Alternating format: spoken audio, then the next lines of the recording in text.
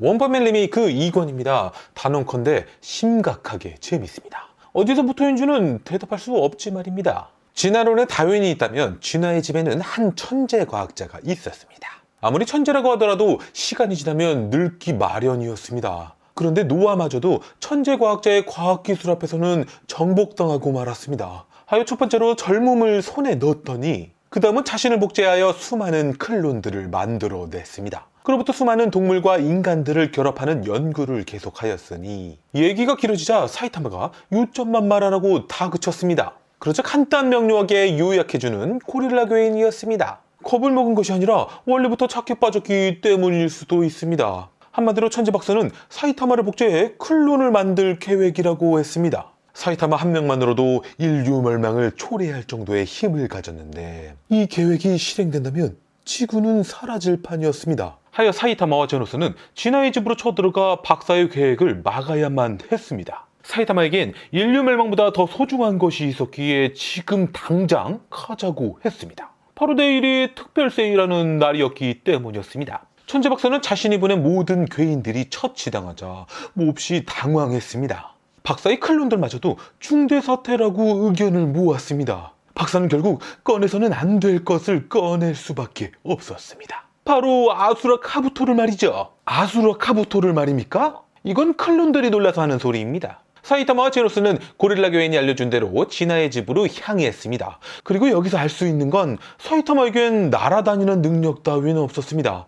그동안 항상 이렇게 뛰어다녔던 것이었습니다. 드디어 진화의 집에 도착했습니다. 이젠 작전을 실행할 순간이었습니다. 하지만 짜놓은 작전이 있을 리가 없었습니다. 하여 제노스가 풀파워 화염포로 그대로 진화의 집을 박살내버리고 말았습니다. 사이타마의 입에선 이건 너무한 거 아니냐고 씨땡이라는 말이 절로 나왔습니다. 그런데 오히려 일이 잘 풀려나갔습니다. 건물이 사라져버리자 지하로 들어가는 문을 발견할 수 있었기 때문이었습니다. 그때 지하 안에서는 이미 고기 파티가 한참 진행 중이었습니다. 바로 아수라 카부토가 오늘의 요리사였고 말이죠. 그렇게 다져진 고기 덩어리는 박사의 클론들이었고 진짜 박사가 나타나서는 아수라 카부토에게 이젠 기분이 좀 풀렸냐고 했습니다. 원래 아수라 카부토는 장수풍뎅이와 인간을 결합한 것이었습니다.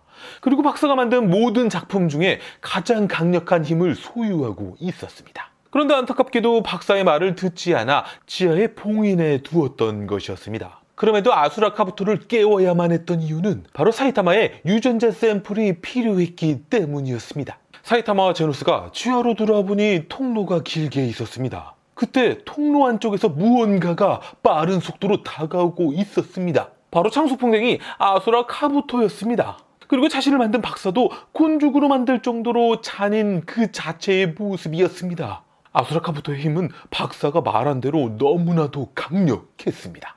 일격만으로 제노스를 박살내버렸습니다. 그리고는 사이타마에게 전투룸으로 가서 한판 붙어보자고 했습니다. 그렇게 전투룸으로 왔고 이제 세상에서 누가 제일 강한지가 결정될 순간이었습니다. 그때 아수라 카부토에게 번개같이 달려드는 제노스였습니다. 제노스는 모든 신체가 사이보그였기에 웬만한 부상에는 끄떡없었습니다. 제노스에게는 화염포 말고도 또 하나의 필살기가 있었습니다. 바로 머신건 블로라고 불리는 소나기 펀치였습니다. 그러나 아수라 카부토의 힘은 이미 사이보그를 초월한 상태였습니다.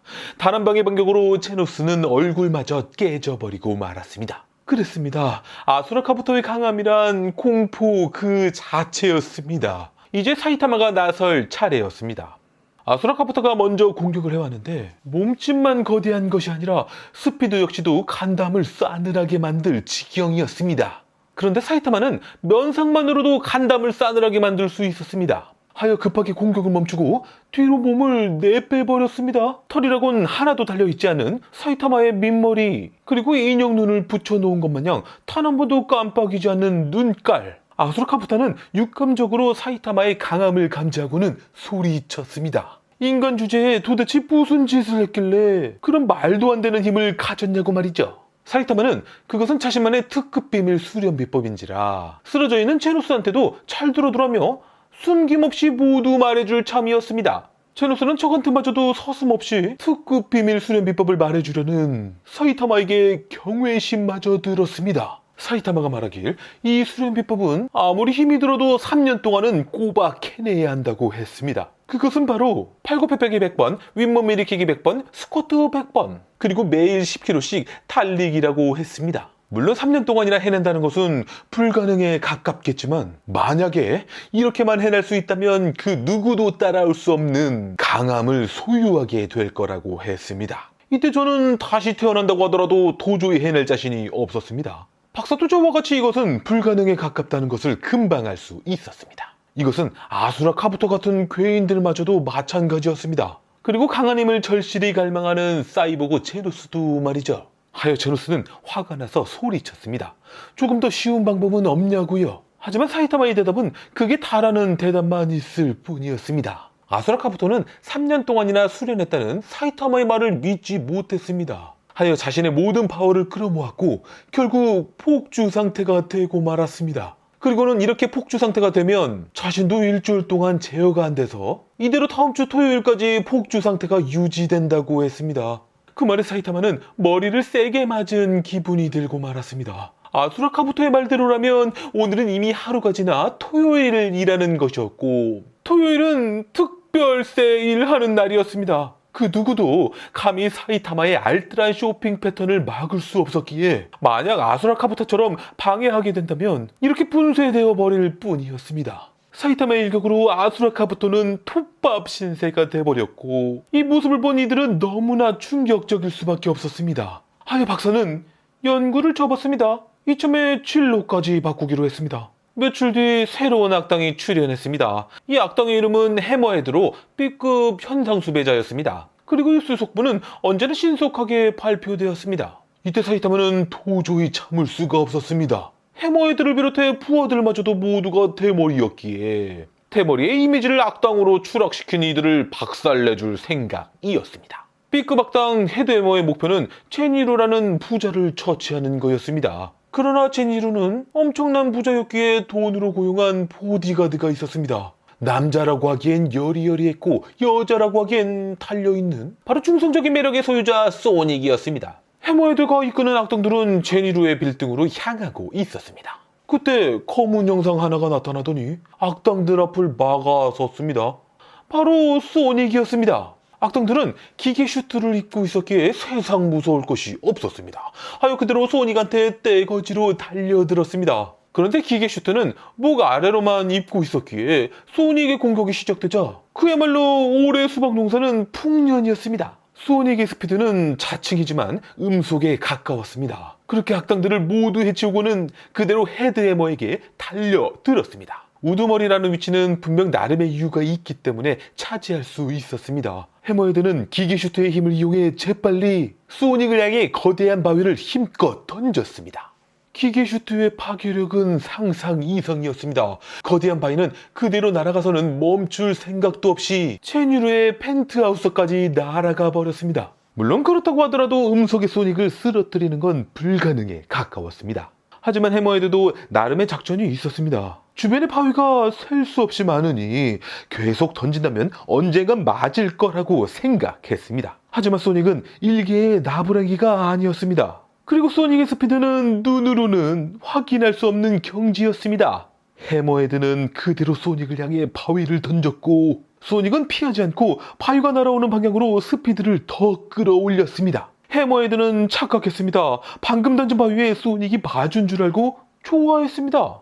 그러나 뒤통수에 이미 표창이 꽂혀 있었고 그대로 쓰러지고 말았습니다. 이는 소닉이 바위를 던지기도 전에 헤드해머의 뒤로 갈 수 있었던 스피드 때문이었습니다. 하지만 소닉도 당황할 수밖에 없는 일이 발생하고 말았습니다. 죽은 줄 알았던 해머헤드가 멀쩡히 살아나서는 달아나 버렸기 때문입니다. 뒤통수에 여전히 표창이 꽂혀 있었지만 해머헤드의 두개골은 일반인보다 몇 배나 두꺼웠기에 무사할 수 있었습니다. 그때 해머헤드의 시야에 두상이 이쁜 사이타마가 들어왔습니다. 해머헤드는 즉시 사이타마에게 스카우트 제안을 했습니다. 어쩌면 우두머리 자리도 양보해야 할 정도로 사이타마의 대가리는 완벽했습니다. 하지만 사이타마가 악당이란 직업엔 관심이 없다며 단번에 거절을 하자 해머헤드는 그럼 죽어라 라는 외침과 함께 그대로 파괴적인 주먹을 날렸습니다. 그렇게 사이타마 앞면에 정확히 적중되는 거대하고 파괴적인 주먹이었습니다. 그런데 사이타마는 전혀 아무렇지 않았고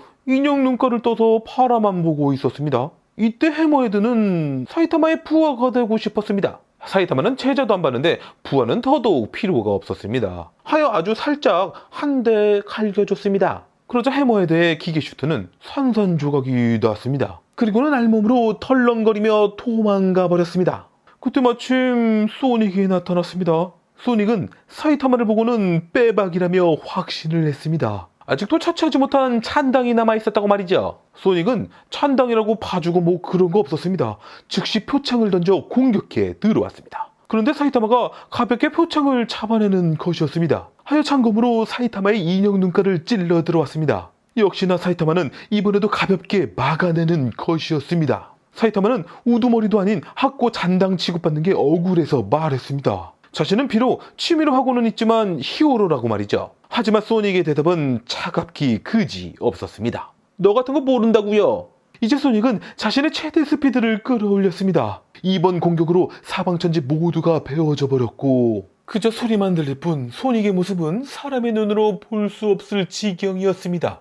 그러나 사이타마의 머리는 소닉의 모습을 계속 쫓아다니고 있었습니다. 소닉은 당황한 나머지 사이타마의 주먹 위로 몸이 떨어졌고 하필 주먹의 다음 부위가 꼭꼭 숨겨둔 급소였습니다. 그렇게 다음을 기약해야만 하는 소닉이었습니다. 이것으로 소닉의 성별이 거시적으로 수컷이었다고 추정이 가능했습니다.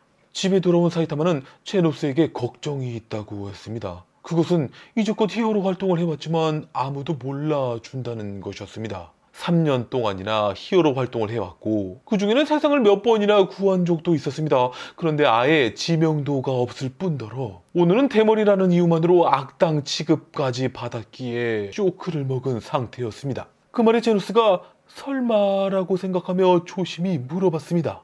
혹시 히어로 명부에 등록을 안 한 거 아니냐고요? 프로 히어로가 되려면 히어로 테스트를 본 뒤 합격해야 했고 그러면 히어로 명부에 등록될 수 있었습니다. 프로 히어로들은 각각 랭킹이 정해져 있었고 랭킹에 따라 금액을 지급받을 수도 있었습니다. 그리고 프로 히어로가 되면 자연스레 지명도가 생기게 되고 그러다 인기가 높아지면 팬클럽도 생기곤 했습니다. 사이타마는 무려 3년 동안이나 그야말로 뻘짓을 해온 것이었습니다. 프로 히어로가 있다는 건 꿈에도 몰랐다고 대답할 뿐이었습니다. 다시 사이타마가 그럼 제노스 너는 등록했냐고 물었습니다. 그 말에 제노스는 저는 히어로 같은 것에 관심이 없다고 했습니다. 하여 사이타마가 말했습니다. 나랑 같이 등록해주면 너를 제자로 받아줄게 라고요. 제노스는 긴 말할 것 없이 어서 등록하러 가자고 했습니다. 이렇게 원편맨 2권이 끝났습니다. 다음 편부터는 프로 히어로들의 세계관이 펼쳐집니다.